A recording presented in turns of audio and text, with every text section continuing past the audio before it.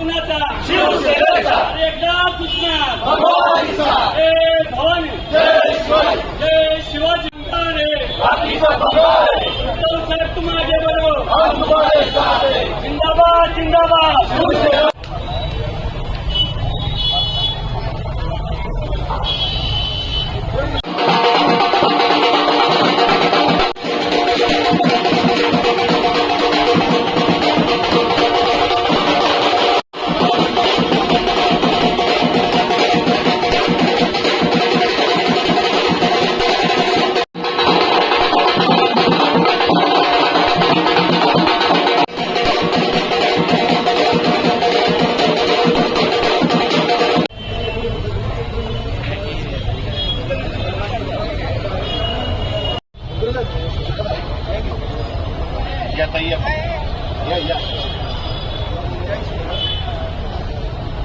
महानगरपालिकेचे अधिकारी व शिंदे गटाचे अधिकारी असो पदाधिकारी असो अक्षरशः कुंभकर्णासारखे झोपलेल्या अवस्थेत असतात।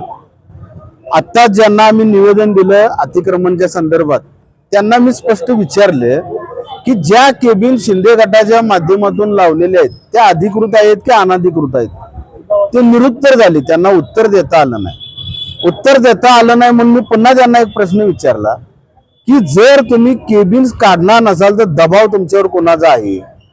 त्या कोल्हापूर महानगरपालिकेच्या हद्दीमधील गोरगरिबांच्या गाड्या महानगरपालिकेच्या प्रशासनाने उचलून फेकल्या। त्या केबिन्स ज्या ठिकाणी अनधिकृत आहेत त्या केबिन्सवर अक्षरशः जेसीबीनं वरबडलं, त्या गोरगरिबांचं नुकसान झालं। मी कालच माझ्याकडे एक व्हिडिओ आलाय साहेब, त्या व्हिडिओमध्ये स्पष्ट दिसतंय एक बिर्याणी गाडी हातगाडी तिची गाडी अक्षरशः मोडतोड करून महानगरपालिकेच्या अधिकाऱ्यांनी उचलून फेकली। मग जर शिंदे गटाचे पदाधिकारी शिंदे गटाचे नेते मंडळी अशा अनधिकृत केबिन्स टाकून काय मिळवतात?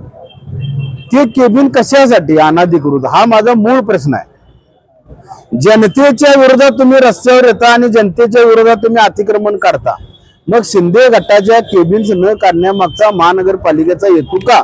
यासाठी आजचं ढोल बजाव आंदोलन जेणेकरून महानगरपालिकेच्या प्रशासनाला जाग येऊ दे यासाठी आजचे आंदोलन होतं।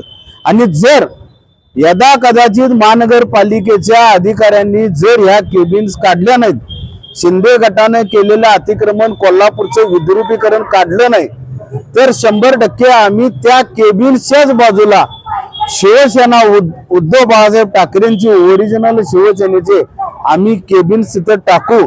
आणि जर त्या केबिन्सला महानगरपालिकेच्या कुठल्याही अधिकाऱ्यांना हात लावण्याचा प्रयत्न केला तर त्यांना शिवसेनेच्या पद्धतीने आम्ही उत्तर देऊ। कुठे अतिक्रम झाले?